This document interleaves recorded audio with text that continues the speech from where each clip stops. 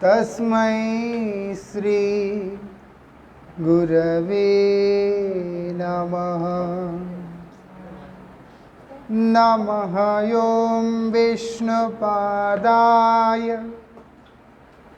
श्रीगौरप्रियमूर्तये श्रीमते भक्तिवल्लभ तीर्थ गोस्वामिने नमः। यतीन्द्रिय नमस्तुभ्यं गौरकृष्ण प्रियात्मने रूपानुगगति ज्ञाय गुरुदेवाय ते नमः। पतित पावन परम करुणामय परम आराध्यतम श्रील गुरुदेव नित्य लीला प्रविष्टों विष्णुपाद परमहंस परिव्राजकाचार्य अष्टोत्तर शतश्री श्रीमद् श्रील भक्ति वल्लभ तीर्थ गोस्वामी महाराज जी के अभय चरण में असंख्य कोटि साष्टांग दंडवत प्रणाम करते हुए उनकी अहेतु की कृपा प्रार्थना करता। यहाँ पर हम लोग श्रवण कर रहे थे किस प्रकार से श्री रूप सनातन गोस्वामी कल्पवृक्ष के समान है। ऐसा ऐसे श्रेष्ठतम कल्पतरु है जहाँ डर नहीं है।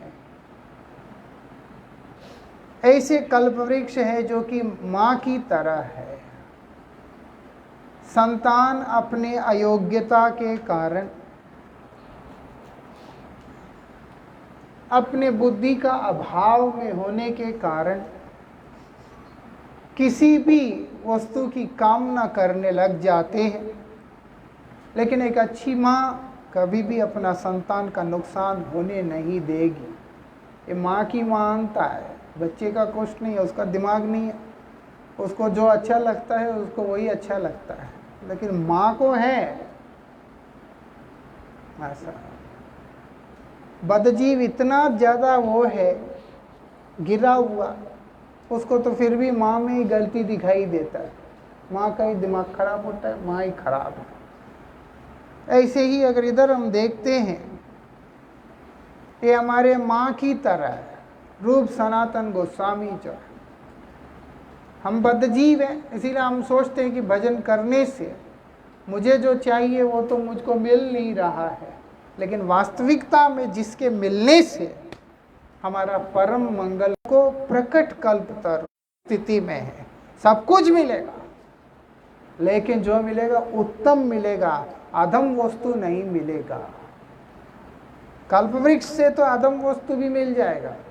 कल्पवृक्ष के नीचे बैठ के कुछ भी आदमी चाहेगा वो उसको मिल जाएगा। वो सोचा कि यहाँ रह के मैं मद्यपान करूँ, वो भी मिल जाएगा उसको। लेकिन रूप सनातन आदि गोस्वामियों के पास आकर, गुरुजनों के पास जाकर अगर हम सोचते कि मुझे गंदगी मिले, वो कभी भी मिलेगा नहीं। और अगर मन में किसी प्रकार का गंदा भाव भी है, उनका कृपा उसको शोधन कर देता है। ये विशेषता है। हमने कल एक दृष्टांत भी सुना किस प्रकार से वो काशी का ब्राह्मण मन में धन का अभिलाषा लेकर के वहां पे आया। रूप गोस्वामी सनातन गोस्वामी ने कृपा करके उसके अंदर की उस धनाकांक्षा को निकाल के बाहर फेंका और शुद्ध भक्ति का बीज को अंदर डाल दिया। जाओ, ऐसे कल्पवृक्ष है। अब आप देखो, उसी क्रम में श्री हरिदास ठाकुर जी को देखते हैं। एक स्त्री उनका चरित्र को कलंकित करने का उद्देश्य से वहां पे आई। लक्ष्य हीरा नाम था उनका। हरिदास ठाकुर ने क्या किया, उनको भक्ति का बीज प्रदान करके महंत बना दिया, उन्होंने महंत बना दिया। ऐसा जागतिक कल्प वृक्ष के सामने जो मन की अभिलाषा है वही पूर्ण होगा, लेकिन यहाँ पर ये इतने श्रेष्ठ हैं, जो मर्जी हमारे मन में हो हम उनके पास जाएंगे तो उनकी कृपा से अंदर की सारी गंदगी अपने आप ही दूर होता चला जाएगा। चल, ऐसी विशेषता है। और शुद्ध वस्तु के प्रति हमारा प्रीति होने लगेगा, मतलब भगवान के प्रति, भगवत प्रेम के प्रति, यही उनका वैशिष्ट्य है। प्रेम भक्ति रीति जत निज ग्रंथे सुबेकत लिखिया छे दुई महाशय। क्या किया इन्होंने, रूप सनातन आदि गोस्वामियों ने क्या बोल रहे हैं, इस प्रेम का अथाह सागर में डूबकर उसका रस का निरंतर आस्वादन करते हुए भी, अनुभूति को प्राप्त करते हुए भी उन्होंने क्या किया, ये जगत वासियों के ऊपर बड़े ही उदार दिल के कारण उनका हृदय इतना ज़्यादा उदारता से भरी आया, क्योंकि वो आस्वादन कर रहे हैं। जब उन्होंने देखा इतना उत्तम चीज है जो हमको आस्वादन करने को मिल रहा है, ये प्रेम, क्यों जगत के जीव वंचित हो जाए। बोले उनको वंचना नहीं करना। इसीलिए उन लोगों ने क्या किया, वो बोलते जितने भी यहाँ पर हैं उन सब चीजों को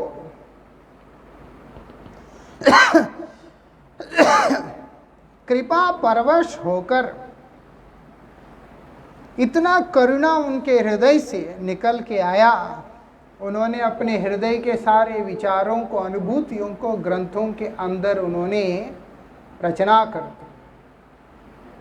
ऐसा इसके पूर्व में श्रुति परंपरा के हिसाब से चलता था। जो अपनी अनुभूतियों को, जैसे गुरुदेव जो है शिष्य के कान में सुनाता है और वो उसको सुन के ही धारण करके आगे अपनी परंपरा में उसको लेके चलते थे। पहले इसे होता था, धीरे धीरे धीरे 5000 वर्ष पूर्व व्यास जी जब प्रकट थे, उसी समय देख लिया कि आगे चलकर ये नहीं चलने वाला, एक बोलेंगे तो एक समझ में आता है। ऐसा पहली बात तो जो बोला वो तो समझाता ही नहीं है, और उल्टा ऐसी विडंबना है कि कुछ उल्टा ही समझ में आता है। ऐसा जैसे कहीं पे गया मैंने बोला देखो चाय कॉफ़ी प्याज लहसुन ये सब तो खाना वाना ठीक नहीं, ऐसे करना तो उचित नहीं। नहीं मुझे करना पड़ता है ये वो जो भी। मैंने बोला देखो ये सब तो ठीक नहीं। इसी तरीक़ा से मैंने बोला जैसे बोलते, बाद में हमको मालूम पड़ता है कि वो व्यक्ति बोल रहा है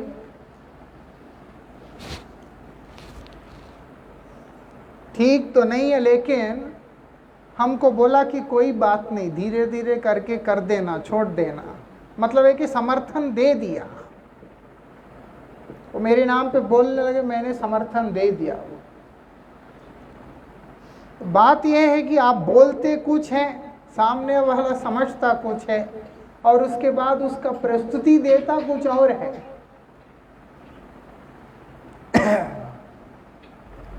तो इसीलिए हमारे आचार्यों ने सब कुछ अक्षर स्वरूप में प्रकाशित करना शुरू कर दिया, लिपिबद्ध करना शुरू किया, लिखो ऐसा।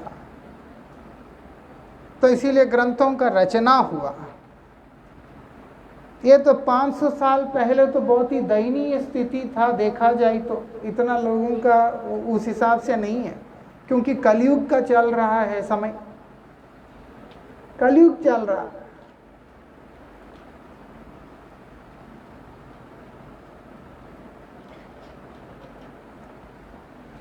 ध्यान से सुनना होगा।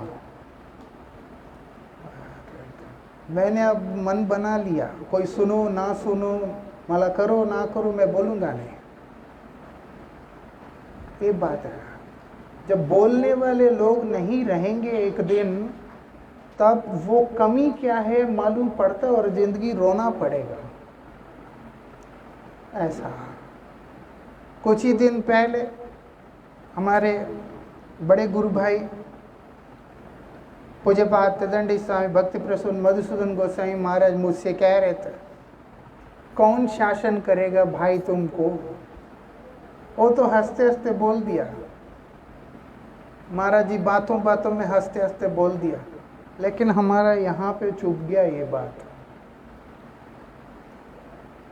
शासन करने वाला नहीं है तो अच्छा इंसान भी गधा बन जाता है।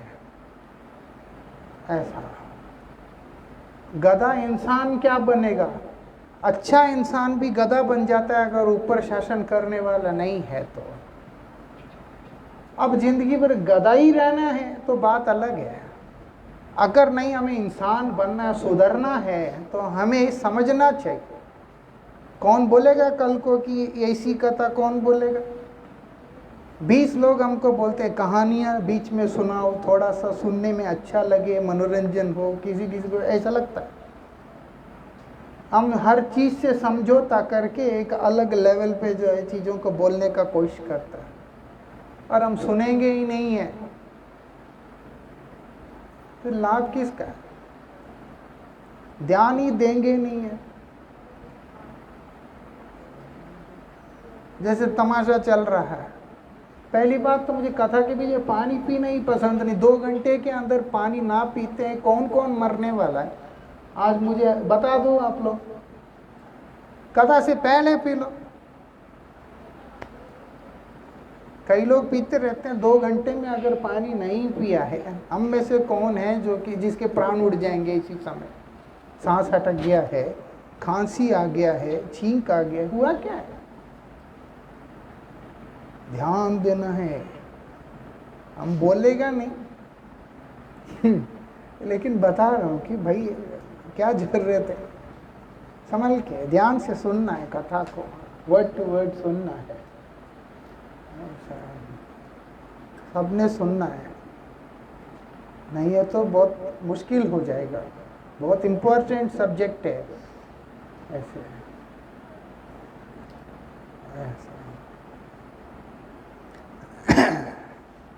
क्या बोल रहे हैं यहाँ पर?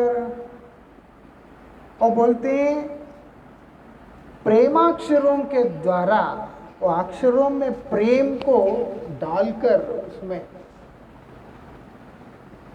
प्रेम को डाल के उन्होंने क्या कर रहे हैं? ये जगत के आगे, ये जगत के आगे उन्होंने परोसा है, दिया, क्योंकि उनका हृदय बहुत उदार होने के कारण ऐसे है। उदार हृदय होने के कारण वो लोगों ने इस चीज को हमें दिया। यही बात यहाँ पर बता रहे हैं। क्या बोलते हैं इनको? लिखिया छे दुई महाशय, लिख दिया इन्होंने। कौन? ये दोनों महाशयों ने लिख दिया। महाशय कौन है? भक्ति रस लोलुप, प्रेम भक्ति के लोलुप, मतलब वो दोनों ही उस प्रेम रस के लोभी हैं। ऐसा जिस प्रकार से एक भंवरा है ना, पुष्प के बीच में से उस शहद को लेने के लिए लोलुप होता है, वो वहां जाएगा, खींच के लेके आता है। ठीक उसी प्रकार से ये लोग लोलुप हैं, दोनों के दोनों ही लोलुप हैं। उसी लोभी के होने के कारण वो क्या कर रहे हैं? उस प्रेम को यहाँ पर शब्द रूप में प्रकट कर रहे हैं। ऐसा वो आस्वादन कर रहे हैं। जैसे बताया चैतन्य चरितामृत में जब व्यक्ति भक्ति लता के बीज को हृदय में रोपण करके श्रवण कीर्तन जल से सिंचन करता है तो वो अंकुर निकल के पौधा बनकर धीरे धीरे धीरे वो जो भक्ति की लता है वो क्या करती है, श्री राधा कृष्ण चरण युगल के आश्रय ले लेती है और वहाँ पर प्रेम के फल निकलते हैं। जो प्रेम के फल निकलते हैं क्या कर रहे हैं, उन फलों को जिसने रोपण किया वो तो आस्वादन करता ही है और उसके बाद जगत में वितरण भी करता। ऐसा यहाँ पर हमारे गोस्वामी गण श्री रूप सनातन गोस्वामी ये दोनों ही महापुरुष, ये दोनों ही कल्पवृक्ष बनकर, क्या बनकर, महाशय बनकर, स्वयं लोभी होकर उस भक्ति रस का आस्वादन करते हुए अपनी अनुभूतियों को शब्द का रूप देकर जगत के सामने परोसते। जो इसको ध्यान से सुनेगा वो व्यक्ति उस प्रेम का अधिकारी बनेगा। ऐसा वो उसका प्रेम का अधिकारी बनेगा। क्यों? क्योंकि वो लोग करुणा परवश होकर, इतना ज़्यादा करुणा उनका हृदय से निकल के आया क्योंकि दुनिया के दीन व्यक्तियों को देखकर उनका हृदय दहल उठा। ऐसा महाप्रभु महावदान्य है। महावदान्य इस प्रकार से है कि संसार के जीवों के दुख को देखकर महाप्रभु के आंख जो है पिघल जाता था, उनका हृदय पिघल जाता था और पिघला हुआ उनका हृदय जो है आंसू बनकर आंखों से बाहर निकल के आता था। मतलब तकलीफ दुनिया को होता है तो कष्ट महाप्रभु को हो रहा है और वही महाप्रभु को अपने हृदय का स्वामी बनाकर, प्रभु बनाकर श्री रूप सनातन गोस्वामियों ने भजन किया है। इसीलिए जब देखते हैं जगत जीवों को, उनकी दयनीय स्थिति को, और जब ये देखते हैं कि प्रभु इनको क्या देना चाहते हैं, भगवान इनको क्या देना चाहते हैं और इन लोगों की ऐसी स्थिति ये लेने के लिए तैयार ही नहीं है तो और ज़्यादा कष्ट होता है। उस कष्ट में उन्होंने अपने हृदय की उपलब्धियों को रचना करके दे दिया कि लो। ऐसा विशेषता क्या है, वो जो उनकी अनुभूतियां जो शब्द रूप में प्रकट हुआ है वो केवल शब्द नहीं है, शब्द ब्रह्म हो गया है। वो एक एक अक्षर को वो प्रेम भक्ति के द्वारा स्थापित करके हमारे आगे डाला उन्होंने। तो वो किताब नहीं है, सिर्फ लेटर्स नहीं है, वो क्या है, वो प्रेम भक्ति प्रदायिनी विग्रह स्वरूप है। ऐसा इसीलिए यहाँ पर बोल रहे हैं, अपने ग्रंथों के अंतर्गत उन्होंने इसी चीज को दे दिया है। ऐसे महान विभूति है ये। क्या बोलते हैं, जैसे ही इन्होंने श्रवण कीर्तन स्मरण जो कि उत्तम महाभागवतों के द्वारा करणीय नित्य कृत्य है, क्या बोलते हैं, ये लोगों ने श्रवण कीर्तन स्मरण और मनन से भक्ति रस का आस्वादन किया और उसी आस्वादन से करके उन्होंने ग्रंथ का रूप दिया, उसका ग्रंथ का रूप दिया। ऐसा और जो लोग वास्तविकता में भक्ति ग्रंथों के ऊपर अध्ययन करते अथवा उनके ऊपर कार्यरत होते हैं वही समझ सकते हैं वास्तविकता में कि इसके अंदर की विशेषता क्या है, इसका आस्वादन करना किस प्रकार का इसका स्वाद है। जो लोग ग्रंथ पे काम करते हैं, हम देखा कई कई घंटे बैठे रहते हैं उस पे। पढ़ने वाले भी ऐसे होते हैं, ग्रंथ पढ़ने के लिए बैठ रहते हैं तो वो लोगों को उठने का इच्छा होता नहीं। कई ऐसे भी देखा और कई ऐसे भी देखा जब ग्रंथ पे काम कर रहे होते हैं वो लोगों को रात दिन दिखाई देता नहीं है, उस भक्ति रस को आस्वादन कर रहे होते हैं वहां पर। ऐसे वो लोग समझ सकते हैं किस प्रकार से रूप सनातन गोस्वामी उस भूमिका में रहकर इस सेवा को करते हुए किस अवस्था से वो लोग गुजर रहे हैं। ऐसे नरोत्तम दास ठाकुर यहाँ पर क्या बोलते हैं, लिखिया छे दुई महाशय, महाशय बोल के संबोधन कर। नरोत्तम दास ठाकुर किसको बोलते महाशय? श्री राधिका चरणाश्रय जे करे श्रे महाशय। नरोत्तम दास ठाकुर इस बात को बोल रहे हैं, क्या बोलते हैं? राधिका चरणाश्रय जे करे से महाशय। जो श्री राधिका जी के चरणाश्रित हैं, श्री राधिका के पाद पद्म को जिन्होंने आश्रय ग्रहण किया, जिन्होंने उनका छाया को स्वीकार किया, क्या बोलते हैं? कैसे लिया? बोलते एकांतिक रूप से, खिचड़ी नहीं है, उसमें किसी भी प्रकार का मिलावट नहीं है, ऐसा। और जो प्रेममयी श्रीमती राधिका जिनका प्राण स्वरूपा है,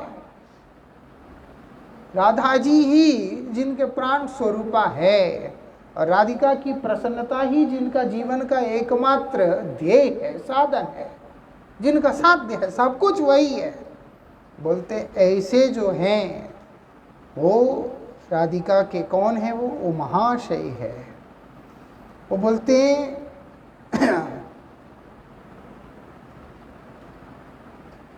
ऐसे जो महान विभूति हैं वो लोग क्या हैं? प्रेमाक्षर के द्वारा अपूर्व ग्रंथों की, अपूर्व काव्यों की रचना करने में समर्थ होते हैं, अन्य कोई भी समर्थ नहीं होता। ऐसा मालूम है, अक्षर के अंदर कर्म होता है, अक्षरों में ज्ञान होता है, अक्षरों में योग भी है, अक्षरों में तप भी है, अक्षर में प्रेम भी है, सब है,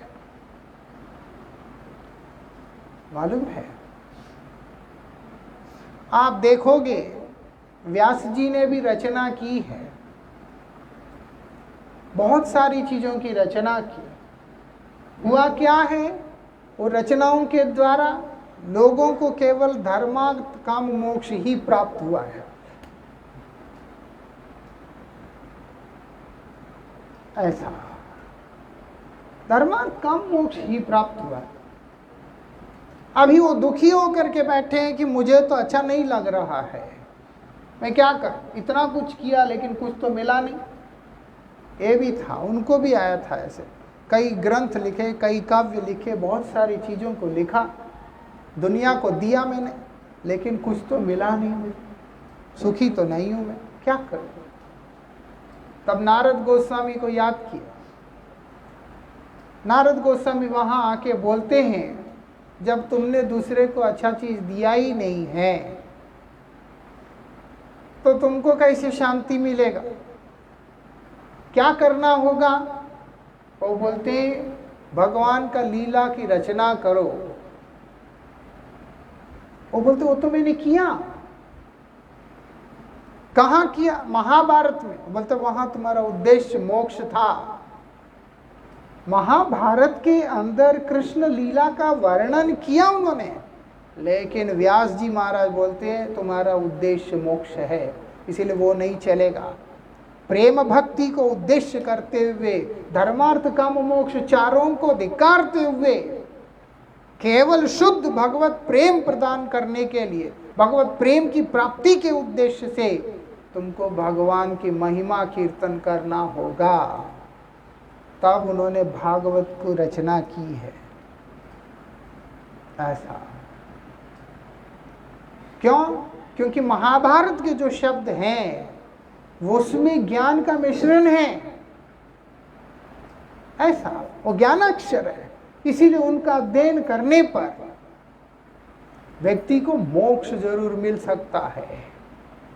लेकिन श्रीमद् भागवत जी भगवान की शब्दमयी मूर्ति श्रीमद् भागवत, उसमें क्या मिल रहा है? वो बोलते प्रेम प्राप्त हो रहा है, ऐसा। ये प्रेम शास्त्र है, वो ज्ञान शास्त्र नहीं है। इसलिए यहां पर बोल रहे हैं जो अक्षर ये यहां पर जो प्रकट कर रहे हैं वो क्या है? वो बोलते प्रेमाक्षर है। यहां ये बात है। इसीलिए प्रेमाक्षरों के द्वारा अपूर्व ग्रंथ को रचना करने का जो सामर्थ्य है वो किसका है? केवल श्री रूप सनातन गोस्वामी का ही है, ऐसा। इसीलिए उनको बोल रहे हैं यहाँ पर महाशय। श्री राधिका जी के चरणाश्रय किया हुआ, श्री राधिका जी के नित्य किंकरी स्वरूप में विद्यमान श्री रूप गोस्वामी, श्री सनातन गोस्वामी कौन है? वो बोलते वो महाशय है। यही यहाँ पर विशेषता बताया। क्या बोलते हैं? अभी प्रेम भक्ति रीति जात, ये जो रीति है इसके कई सारे अर्थ होते हैं, जैसे क्रम, प्रकार, स्वभाव, पद्धति, ये सब उसके अलग अलग विभिन्न अर्थ है, ऐसा बोलते हैं। ये सारी अर्थ को यहाँ पर अलग अलग परिप्रेक्ष्य में सारे ही अर्थ वहाँ पे लग रहे हैं। प्रेम भक्ति का क्रम, प्रेम भक्ति का प्रकार, उनका स्वभाव, पद्धति, गुण, धर्म आदि सब कुछ उन्होंने अपने ग्रंथों के अंदर बड़े सुंदर तरीका से रचना किया है। हल्का शब्द नहीं है, ऐसा। हम सोचे कि बस भगवान से प्रेम करनी, उसके सारा डिटेल जो है ये लोगों ने हमारे आगे प्रकट करके दिया, ऐसे। इसीलिए बोलते नरोत्तम दास ठाकुर ने क्या किया? उन्होंने इतनी सुंदर चीज को हमें बतलाने के लिए कि रूप गोस्वामी का कितना बड़ा अवदान है, उन्होंने वहाँ पर रीति शब्द का प्रयोग किया है वहाँ पर, ऐसे। क्या बोलते हैं? श्री रूप गोस्वामी पाद अपने ग्रंथ भक्ति रसामृत सिंधु, उज्ज्वल नीलमणि आदि में किस प्रकार से प्रेम भक्ति की प्राप्ति हो सकती है उसके बारे में बताया। जैसे आदो श्रद्धा, साधु संग, भजन क्रिया, अनर्थ निवृत्ति, है ना, निष्ठा, रुचि, आसक्ति, भाव, प्रेम आदि के बारे में बतलाया। और इतना ही नहीं, उसके ऊपर में, प्रेम के ऊपर में भी है, स्नेह है, मान है, प्रणय है, महाभाव, ये सारी चीज़ों के बारे में वहाँ पर उन्होंने बड़े सुंदर रूप से बताया। हमको प्रेम के आगे कुछ नहीं पता, लेकिन उसके आगे स्नेह है, फिर मान है ना, उसके बाद प्रणय है, जानते हैं सब, हाँ, भाव, फिर उसके बाद महाभाव, ये सब चीज़ें उसके अंदर है बड़ा। और क्या बोलते हैं साथ ही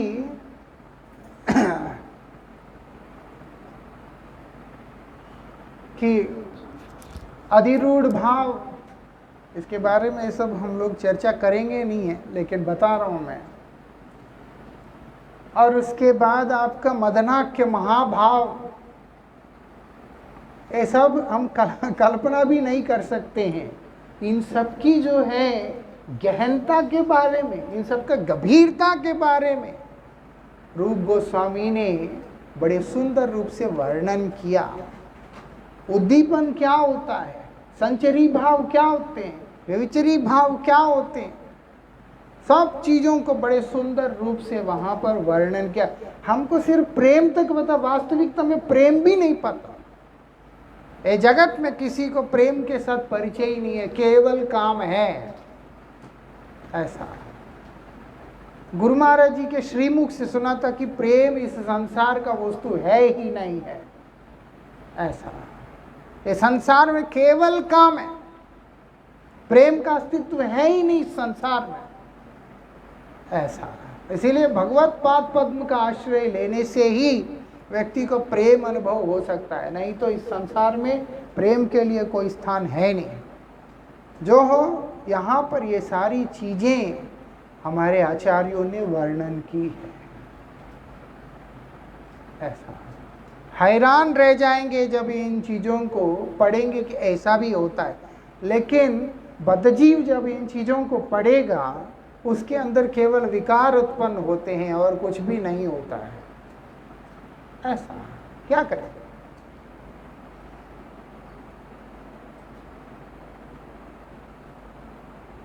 और क्या बोलते हैं, उसी के माध्यम से इन्होंने यहाँ पर अलौकिक एवं भाव गंभीरता का वर्णन किया है। ऐसा इसीलिए जो रूप गोस्वामी के अनुगत करेगा वो कभी भी हल्का भाव लेके नहीं चलेगा। जो रूपानुग होते हैं वो हल्का भाव लेके नहीं चलते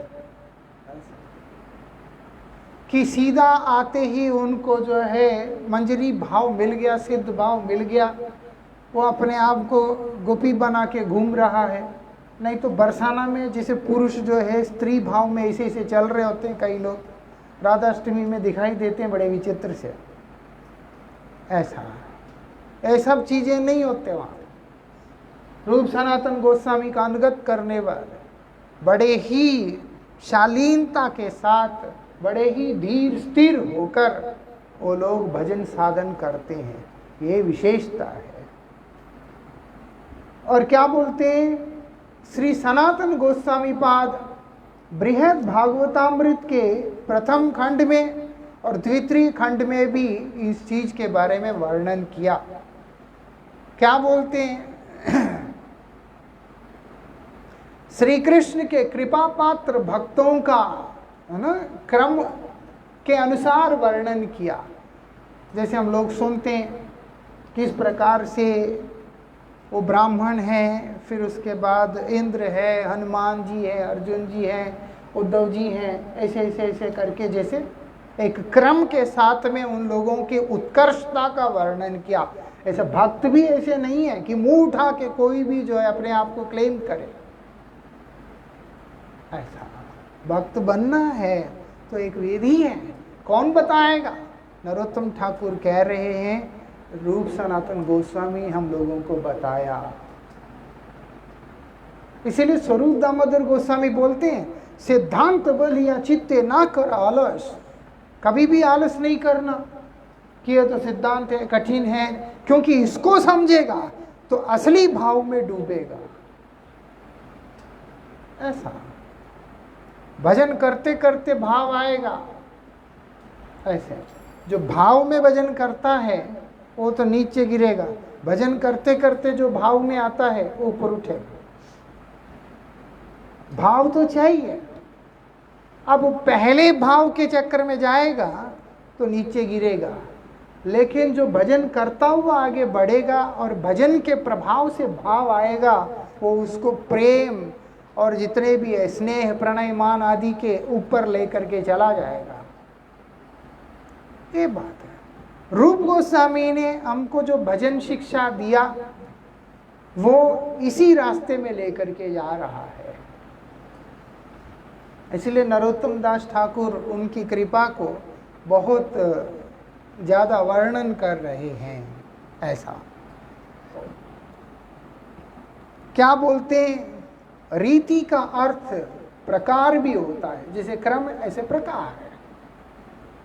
दोनों ने अपने ग्रंथों के माध्यम से बड़े सुंदर दृष्टांतों को देकर इस बात का, इस सिद्धांत का स्थापना किया है। क्या है कि प्रेम भक्ति जैसे अक्सर लोग समझते हैं केवल जो एकांत रस का ही है, ऐसा नहीं है। वहां पर उन्होंने बताया शांत, दास, साख्य, वात्सल्य और मधुर आदि जो प्रकार भेद है। मतलब अगर आप शांत रस के हैं, अगर आप शांत रस के हैं तो भी आप रूपानुग हो सकते हैं। रूप गोस्वामी के अनुगत करते हुए एक साधक जो है वो शांत रस का सेवा भी भगवान का प्राप्त कर सकता है, दास्य रस का भी प्राप्त कर सकता है, साख्य रस का भी प्राप्त कर सकता है, वात्सल्य का भी प्राप्त कर सकता है, और मधुर रस का तो प्राप्त करेगा ही करेगा।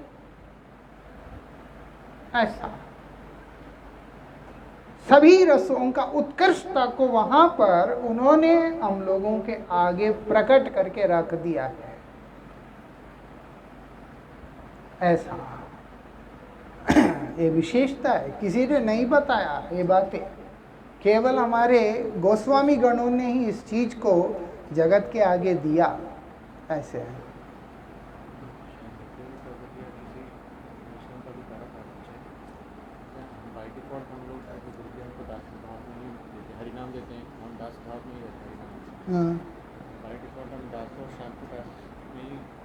हाँ, मैंने बोला था ये बात कल परसों।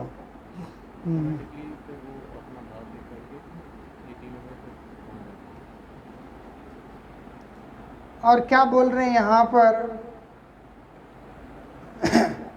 वो बोलते हैं प्रेम भक्ति का स्वभाव क्या है, वो कृष्णेतर विषय जितने भी है, भगवान के अतिरिक्त अन्य जो वस्तुएं हैं उनके प्रति हमारा जो आवेश है वो दूर कर देगा, करके कृष्ण में हमारा मन को लगा देगा। हमारा मन किस में लगाएगा? कृष्ण में।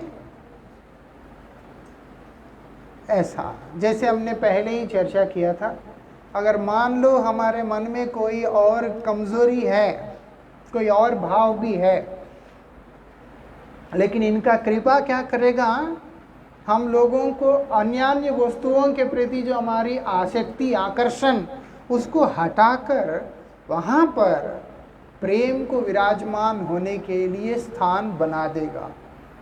आप देखेंगे श्रीदास गोस्वामी जी महाराज इस बात को बोलते भी हैं, इस बात को बोल रहे हैं, बोलते हैं कनक कामिनी को तो छोड़ दो, वो तो स्थूल है, मान लो त्याग भी कर दिया, लेकिन सूक्ष्म क्या है, अंदर जो रह जाता है वो है प्रतिष्ठा। 4 आदमी के बीच में मेरा बेइज्जती कर दिया, बाजार में मेरा नाम खराब कर दिया, ये बेइज्जती का जो भूत है बड़ा भयंकर होता है। वो तो बाप रे बाप, ये एक्सीडेंट तो 2 महीने में ठीक भी हो जाता है, ये बेइज्जती जो है जिंदगी भर ठीक नहीं होता। वो तो ऐसी मुसीबत है। और इसी चक्कर में प्रतिष्ठा के ऊपर आक्रमण होने का जो भाव लेकर के हम बैठे रहते हैं, वास्तविकता में हम समझ नहीं पाते, सूक्ष्म रूप से वो हमारे ही दिल को जलाता है। उसने मुझे ऐसा किया, उसने मुझे ऐसा किया, इसने मेरे ऐसा कर दिया। उस चक्कर में जल कौन रहा है? जो बोलने वाला बोल के निकल गया। जल कौन रहा है? जो सुन लिया, जो दिल पे ले लिया उसको, और उससे किसी भी चीज में मन नहीं लगता उसको। भजन तो दूर की बात है, किसी भी चीज में मन नहीं लगता। खाने का इच्छा नहीं होता, सोने का इच्छा नहीं होता, किसी से मिलने का इच्छा नहीं होता, उसके लिए बेइज्जती हो गया मेरा। ऐसा हमको याद है 2014 में जब मैं यूरोप गया था, तो जिस भक्त ने हमारा यूरोप टूर में साथ रह के सब जगह जाना था, वो लगभग 65 साल के हो चुके थे। और कुछ भक्त लोगों के साथ उनका थोड़ा सा इतना मन मिलता नहीं था, तो वो लोग भक्त लोगों ने मुझसे कहा कि आप प्लीज़ उनको बोल दो इस बार आप नहीं आना। अब मैं कैसे बोल दूँ उसको कि आप मेरे साथ मत जाओ भाई। तो क्योंकि वो पिछले 20 साल से गुरु महाराज जी के साथ में सभी देशों में जा रहे हैं, श्रील नारायण गोसाई महाराज जी के साथ भी 1-2 बार गए हैं, और जितने भी श्रील भक्ति सुंदर गोविंद देव गोसाई महाराज जी के साथ में गए हैं, और जो बड़े बड़े जो वैष्णव हैं उन सबके साथ गए हैं। पूज्यपाद बोधायन महाराज जी के साथ भी गए हैं, और पूज्यपाद मधुसूदन महाराज जी के साथ मेरे साथ भी गए हैं। वो लोग ना गुरु जी को बोल पाए कि उसको मत लाओ, ना श्री नारायण गोसाई महाराज जी को बोल पाए कि उसको मत लाओ, और ले दे करके फर्स्ट टाइम मैं गया, और छोटा भी हूँ इसीलिए मुझे बोल गए वो लोग कि महाराज आप बोल दो कि आप नहीं आना। मैं तो मना नहीं कर सकता था। मैं बहुत प्यार से बोला आपका आयु ज़्यादा है, बहुत साल आपने गुरु जी का सेवा किया, सभी वैष्णवों का सेवा किया, अभी मैं चाहता हूँ कि इस साल आप विश्राम करें, मैं किसी लड़के को लेके चला जाऊँगा। इतना ही बोला। ईमेल पे ईमेल मेरा तो बेइज्जती कर दिया, मेरे 25 साल का साम्राज्य को ध्वंस कर दिया, ये कर दिया, वो कर दिया, दुनिया भर की गालियां वो दिए जा रहा। मुझे तो दिया ही दिया, और उसके बाद जो लोग मुझे निमंत्रण किया उनको भी गालियां थी, और ये लगभग जो है 1.5 साल तक चला, और 1.5 साल तक गालियां देता रहा। और उसके बाद जब मैं अगले टूर पे गया था, फिर वो बेचारा है बहुत अच्छे वैष्णव है, ऐसा नहीं है कि वो बेकार आदमी है। उनको जब वहाँ पर फील हुआ कि मैं ठीक नहीं किया, तो फिर बेचारे रो रो के माफ़ी भी मांगने लगे। तो वैष्णव है, अच्छा वैष्णव है। लेकिन मेरा ये कहना है, लोग ऐसे होते हैं, दिल पे ले लेते हैं और ऐसे प्रतिष्ठा पे ले लेते हैं। फिर अब देखो, मान लो इन्हीं को हम लेते हैं, 1.5 साल तक मैं तो 1 महीने बाद टूर पूरा करके वापस आ गया, यहाँ अपना प्रोग्राम कर रहा हूँ, इधर उधर जो भी अपना रह रहा हूँ। लेकिन वो 1.5 साल तक अंदर बोझ को रख के खुद को जला रहे हैं। दुनिया का व्यक्ति ऐसा ही है। ऐसा उनका क्या लेना। कई बार हमारे भी दिल पे लग जाता है और हम भी उस भार को उठा उठा के ढो रहे होते हैं। खुद को ही तकलीफ दे रहे हैं, किसी और को तो नहीं दे रहे। बचाएगा कौन? श्रीदास गोस्वामी जी महाराज बोल रहे हैं, ये जो प्रतिष्ठा की आशा जो है वो असत चरित्र चंडालिनी की तरह है। मतलब है कि कुत्ते का मांस खाने वाले व्यक्ति की घर की कन्या जो कि चरित्र शुद्ध नहीं है। पहली बात तो उसका आहार देखो, उसके द्वारा उसके अंदर पैदा हुए विचार, उनकी दृष्टि देखो, उसके बाद चरित्र भी ठीक नहीं। ऐसी जो स्त्री, अगर ऐसी कोई माता किसी के हृदय के अंदर नर्तन करने लगे, वो बड़ा भयंकर दयनीय स्थिति होता है। वो प्रतिष्ठा की आशा को इतना गंदा कहा, ऐसा। और बड़ी विचित्र बात यह है, हम कोई महत् कार्य करने के लिए निकल पड़ते हैं, बिना प्रयास का ही प्रतिष्ठा पीछे आ जाता है। महत् कार्य करो, प्रतिष्ठा अपने आप ही प्रसाद बन के आएगा पीछे। लेकिन जो प्रतिष्ठा के ही उद्देश्य से करता है, उसका जीवन में कुछ भी प्राप्त नहीं होता है। ये विशेषता है। उल्टा उसके अंदर की जो चाहत है वो उसको केवल तकलीफ देता रहेगा। बचाएगा कौन? दास गोस्वामी जी महाराज बोल रहे हैं, रूप सनातन गोस्वामी, उनका कृपा हम लोगों को बचाएगा। वो क्या करेंगे? वो महाप्रभु के उस प्रेम धर्म का सेनापति बनकर किससे वो लोग लड़ाई करेंगे? वो बोलते प्रेमाक्षरों से। ऐसा वो बोलते हैं ना, तलवार से ज़्यादा ताकतवर होता है कलम। इंग्लिश में कहावत है, pen is mightier than the sword करके। ऐसा कलम में इतनी ताकत है जितना तलवार में नहीं है। और ये महापुरुष जो है, इनका तलवार क्या है? वही प्रेमाक्षर। उन्हीं प्रेमाक्षरों को लेकर, उन्हीं शब्द को लेकर जीव के हृदय में प्रवेश कराते हैं और उसके अंदर से वो गंदगी को उठाकर बाहर फेंक देते हैं। चल दूर किनारे फेंक देते हैं भाई ऐसे, क्योंकि अपने प्रयास से हम लोग उस गंदगी को निकाल ही नहीं सकते। वो निकालेगा कौन? हमारे आचार्य लोग निकालेंगे। वही बात यहाँ पर बता रहे हैं। क्या कर रहे हैं वो बोलते हैं यही काम कर रहे हैं,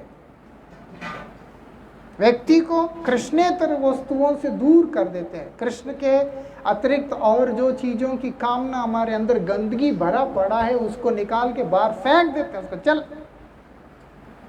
शुद्ध कर देते हैं। ये विशेषता है। और क्या बोल रहे हैं?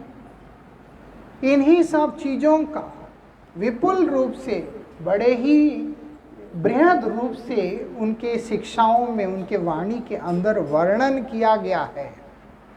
ऐसे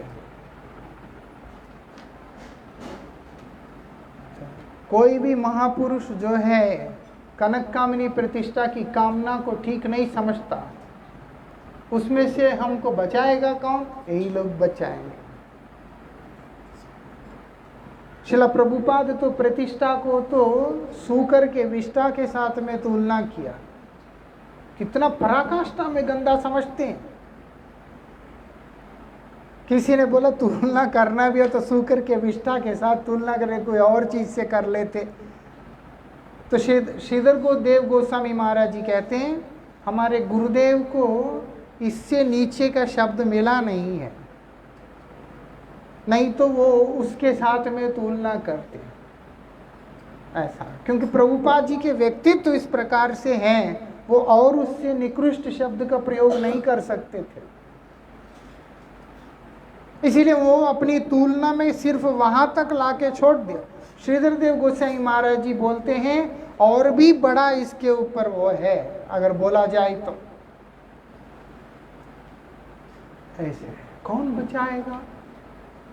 इनके शब्द बचाएंगे हमको, इनकी वाणी हम लोगों का रक्षा करेगा। ऐसा इसलिए हरि कथा बहुत सावधानी से सुनना पड़ता है, क्योंकि वो शब्द नहीं है, शब्द के रूप में मूर्तिमान प्रेम है। जो व्यक्ति सुनेगा उसके हृदय में जाके बैठ जाएगा और उसके हृदय में प्रेम का उदय भी हो जा सकता है, कुछ पता नहीं है। ऐसा भगवत गीता के लिए जैसे बोला, सिर्फ शब्द समझने से नहीं चलेगा, ये तो भगवान की कृपा है। इसलिए यहाँ पर बता दिया, कोई भी व्यक्ति सही मायने में एक श्लोक का आधा श्लोक भी ठीक से समझने का कोशिश करेगा, तो आप ये समझ जाना कि वो इस संसार का रहेगा नहीं फिर। ऐसा मतलब ध्यान पूर्वक श्रवण करनी है। क्या बोल रहे हैं यहाँ पर?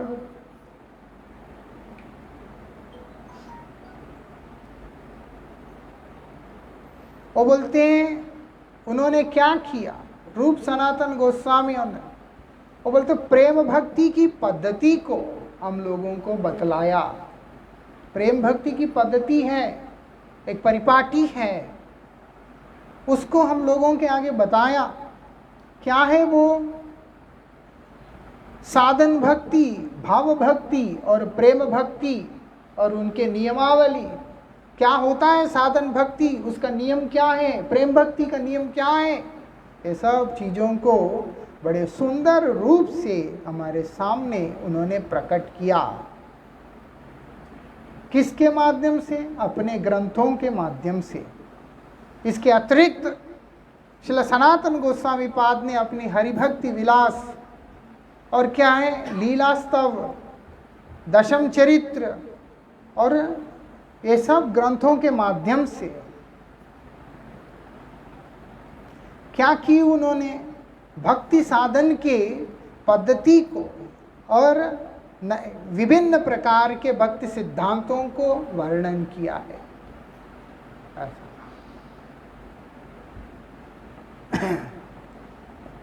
भक्ति ऐसी नहीं हम जैसे सुन लेते हैं कि ऐसे कर लो, जैसे लोगों के अंदर रहता है। साधन करना पड़ता है। भजन हरिनाम करने से हो जाएगा, लेकिन वो हरिनाम कैसे करना है वो हम लोगों को दिमाग में रख के चलना होगा। ऐसा हरिनाम करने से ही सब कुछ होगा, हरिनाम ना करने से कुछ नहीं होगा। लेकिन करना कैसे हरिनाम, उसके लिए यहाँ पर हमारे आचार्य बतला रहे हैं।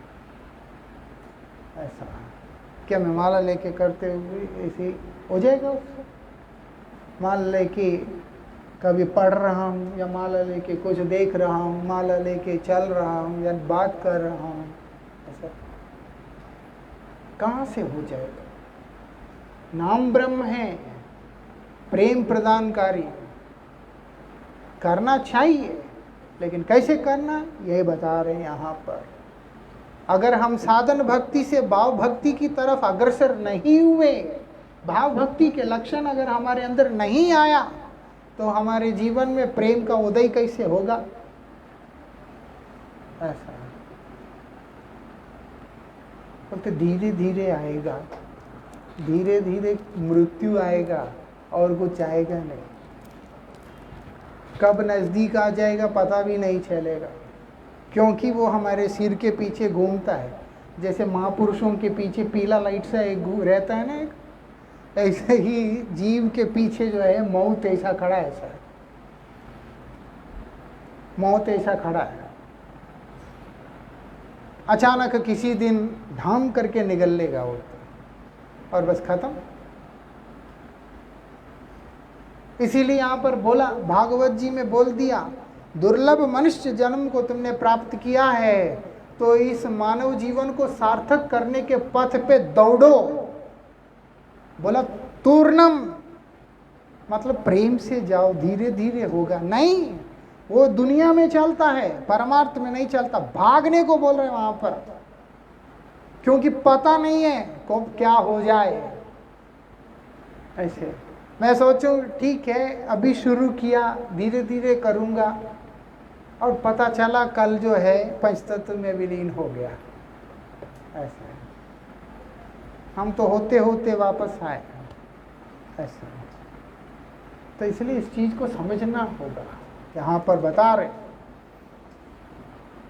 क्या बोलते हैं, साधन भक्ति, भाव भक्ति, प्रेम भक्ति और उनके नियमावली इत्यादि। मतलब क्या है, मुख्य प्रयोजन क्या साधन भक्ति का, और उसके बाद साधन भक्ति का जो गौण लक्षण क्या है, स्वरूप लक्षण, तटस्थ लक्षण। स्वरूप लक्षण है मुख्य लक्षणों के लिए बता रहे हैं, और तटस्थ होता है गौण लक्षणों को लेकर के बता रहे हैं। जानना होगा।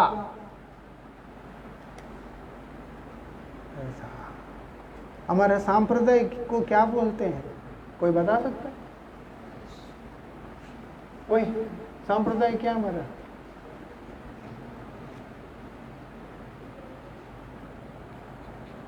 आपसे पूछा, आपसे पूछा। हमारा संप्रदाय पता ही बच्चे क्या? प्रिंस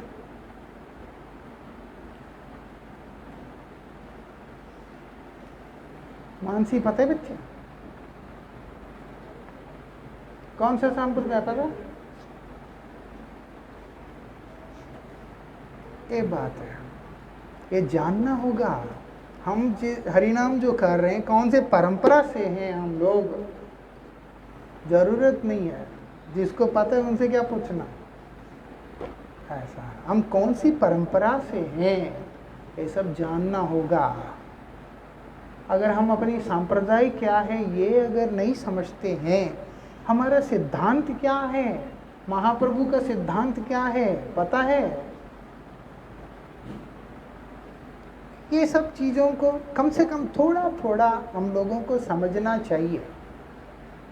तब ना पता चलेगा कि हमारा अब कोई विचार करो, अद्वैत है मतलब शंकराचार्य जी हैं और मध्वाचार्य जी है, रामानुजाचार्य, विष्णु स्वामी है, निम्बादित्य है, इतने सारे आचार्य हैं। उसके बाद फिर जो गौड़ी संप्रदाय का क्या है विशेषता, उसका क्या सिद्धांत है, ये सब हमको जानना होगा। हमारे आचार्यों ने हमको क्या दिया ये सब हमें जानना होगा। तब ना हमारा साधन के अंदर हम लोग मजबूत होके चल सकें। तब ना हम लोग एक दिन नहीं है, अगर ये सब नहीं सीखते, कोई भी आके कुछ भी बोल जाता है, थोड़ा सा एंटरटेनिंग लगेगा, हम बोलेंगे क्या बात बोल के चला गया। ऐसा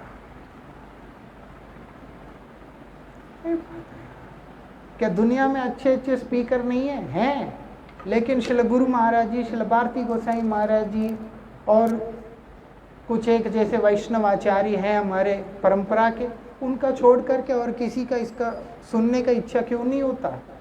क्या हमारी बुद्धि संकुचित है? कारण क्या है कि श्रेष्ठ हरिकथा का प्राप्ति होने के बाद और शब्दों के प्रति आकर्षण ही नहीं होता है। ऐसा ये विशेषता है। इसलिए हम अपने अंदर उस हरिकथा की गरिमा को हम समझ सके, हमारे आचार्यों की वाणी की महिमा को हम समझ सके, उसको अपने हृदय में धारण कर सके, ऐसा प्रयास हम सबको करना चाहिए। तब क्या होगा? प्रेम प्राप्ति हो जाएगा बैठे बैठे, क्योंकि उनका शब्द ही तो प्रेम है। ये बात ये सब सीख लेना है, समझ लेना है अच्छे से। अब क्या बोल रहे हैं यहाँ पर, इसी बात को बतला रहे हैं। ये अपने विचारों के द्वारा, अपनी शिक्षाओं के द्वारा भक्ति सिद्धांतों को प्रकट किया वहाँ पर। और क्या बोलते हैं, श्री रूप गोस्वामी ने लघु भागवतामृत, विदग्ध माधव, ललित माधव, स्तवमाला है ना, दानकेली कौमुदी, इस तरह के बहुत सारे ग्रंथों को लिखकर प्रेम भक्ति के जो रहस्य होते हैं, जो कि बहुत गोपन सिद्धांत हैं, ऐसा नहीं है कि एकदम खुला ऐसे करके, बिल्कुल ही गोपन है। ऐसे गोपन जो सिद्धांत होते, रहस्य होते हैं, जो कि हर एक के लिए जो है इतनी सुलभ नहीं है ऐसा। और दूसरा, हर एक को समझ में आने वाले भी नहीं है। कोई सोचेगा कि हमको ऐसे ही समझ में आ जाएगा, बोलते ना, ऐसे दुर्लभ और उसके बाद जो इतने गंभीर विचार हैं, उन सबको उन्होंने क्या कर दिया, जगत के जीवों के लिए बहुत ही ऐसे बना दिया, इतना सुलभ बना दिया कि आदमी सरलता से उस चीज को समझ सकता है ऐसा। इसीलिए ना बोलते, रूप गोस्वामी अगर नहीं है तो ये जो प्रेम का जो द्वार है कौन खोलेगा ऐसा। इस कलयुग के प्रथम संध्या में यदि महाप्रभु का कृपा से सराभोर श्रील रूप गोस्वामी पाद अगर आविर्भूत नहीं होते तो जगत के जीवों के आगे ये इसका द्वार कौन खोलेगा? द्वार विमोचन जो करा वो रूप गोस्वामी ने किया ऐसा। कोई क्लिष्टता नहीं, सरलता के साथ में उन्होंने हमारे आगे उस प्रेम को, प्रेम की रीति को, मतलब प्रेम के क्रम को और उसके प्रकार को सब कुछ खोल करके रख दिया। इसीलिए यहाँ पर इस बात को बोल रहे हैं। क्या बोल रहे हैं यहाँ पर? प्रेम भक्ति रीतिजत निज ग्रंथे सुबेकत लिखी आछे दुई महाशय। ये दोनों साधारण पुरुष नहीं है, महापुरुष है, महाजन है। वो दोनों ने अपने ग्रंथों के माध्यम से लिखकर प्रेम भक्ति की रीति को जगत के आगे दे दिया। लो ऐसा, अब लेना हमारा काम है। इसके आगे की चर्चा हम लोग कल करेंगे। सबसे प्रार्थना, हमारा संप्रदाय क्या है, हमारा सिद्धांत क्या है, इसको अच्छी तरह से समझ लीजिएगा, है ना।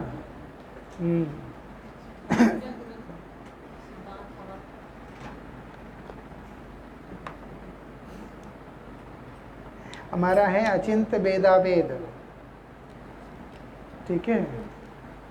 अद्वैत है, फिर द्वैत है, विशिष्टाद्वैत है, द्वैताद्वैत है, शुद्धाद्वैत है, और फिर अचिंत वेदावेद। इसी के ऊपर वेदांत सूत्रों के ऊपर जो है उन्होंने गोविंद भाष्य की रचना की है, बलदेव विद्याभूषण प्रभु ने। वो वेदांत सूत्रों की भाष्य है, उसके ऊपर हम चर्चा करेंगे। और हमारा परंपरा है ये ब्रह्मा जी के उसमें आ रहा है, इसलिए ब्रह्मदेव से लेकर के चलते हुए मध्वाचार्य के पास आया, और मध्वाचार्य जी से ये आगे चलकर उनकी परंपरा में माधवेंद्र पुरीपाद के पास आया, और उधर से ईश्वर पुरीपाद महाप्रभु हमारे षड गोस्वामी होते होते होते ये प्रभुपाद, और उसके बाद यही उनके अनुगत जनों पे चल रहा है।